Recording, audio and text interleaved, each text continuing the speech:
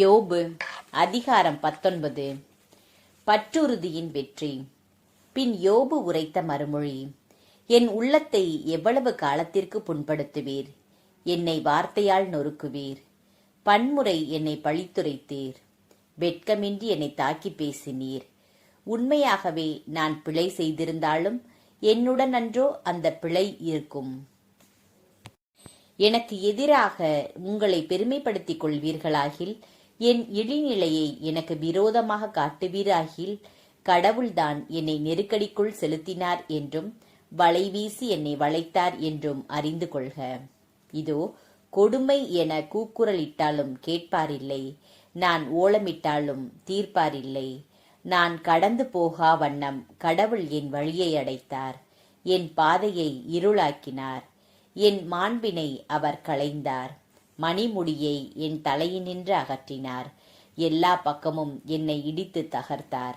நான் தொலைந்தேன். மரம் போலும் என் நம்பிக்கையை வேரோடு பிடுங்கினார். அவர் தம் கோபக்கனல் எனக்கெதிராய் தெரித்தது. அவர் எதிரிகளில் ஒருவனாய் என்னையும் எண்ணுகிறார். அவர் தம் படைகள் ஒன்றாக எழுந்தன.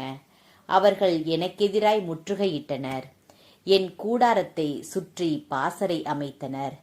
என் உடன் பிறந்தாரை என்னிடமிருந்து அகற்றினார். எனக்கு அறிமுகமானவரை முற்றிலும் விலக்கினார். என் உற்றார் என்னை ஒதுக்கினர். என் நண்பர்கள் என்னை மறந்தனர். என் வீட்டு விருந்தினரும் என் பணிப்பெண்களும் என்னை அந்நியனாக கருதினர். அவர்கள் கண்களுக்கு முன் நான் அயலான் ஆனேன். என் அடிமையை அழைப்பேன், மறுமொழி கொடான். என் வாயால் அவனை கெஞ்ச வேண்டியிருக்கிறது. என் மனைவிக்கு என் மூச்சும் வீச்சும் ஆயிற்று. என் தாயின் பிள்ளைகளுக்கு நாற்றம் ஆனேன். குழந்தைகளும் என்னை கேலி செய்கின்றனர். நான் எழுந்தால் கூட ஏளனம் செய்கின்றனர். என் உயிர் நண்பர் எல்லாரும் என்னை வெறுத்தனர். என் அன்புக்குரியவராய் இருந்தோரும் எனக்கெதிராய் மாறினர். நான் வெறும் எலும்பும் தோளும் ஆனேன். நான் பற்களின் ஈரோடு தப்பினேன்.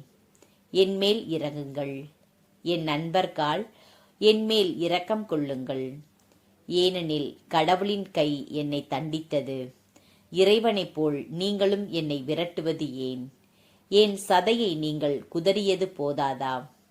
ஓ, என் வார்த்தைகள் இப்பொழுது வரையப்படலாகாதா? ஓ, அவை ஏட்டு சுருளில் எழுதப்படலாகாதா? இரும்பு கருவியாலும் ஈயத்தாலும் என்றென்றும் அவை பாறையில் பொறிக்கப்பட வேண்டும்.